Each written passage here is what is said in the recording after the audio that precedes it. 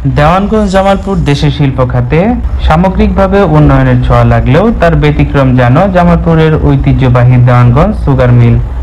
এক সময় যে মিল এলাকাটির অর্থনীতির মূল চালিকা শক্তি ছিল, আজ তা পরিণত হয়েছে অচল ও অব্যবস্থাপনায় জর্জরিত এক প্রতিষ্ঠান হিসেবে।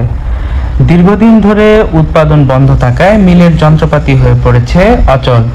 জনবল সংকট, প্রশাসনিক অদক্ষতা ও সরকারি নজরদারির অভাবে মিলটির কাঠামোগত এবং কার্যক্রমে কোনো দৃশ্যমান উন্নয়ন ঘটেনি।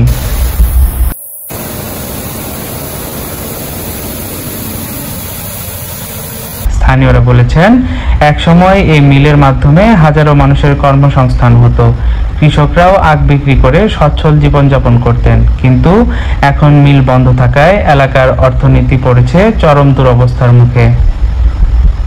অপরদিকে মিল কর্তৃপক্ষ বলছেন, তারা ঊর্ধ্বতন কর্তৃপক্ষকে একাধিকবার চিঠি দিলেও মিলের আধুনিকায়ন বা সংস্কারের ব্যাপারে কোনো কার্যকর পদক্ষেপ নেওয়া হয়নি। উন্নয়নের বর্তমান ধারায় যেখানে দেশের অন্যান্য শিল্প কারখানা আধুনিক প্রযুক্তিতে রূপান্তরিত হচ্ছে, সেখানে দেওয়ানগঞ্জ সুগার মিলের এমন স্থবিরতা প্রশ্ন তুলছে সরকারের শিল্প উন্নয়ন পরিকল্পনা নিয়ে।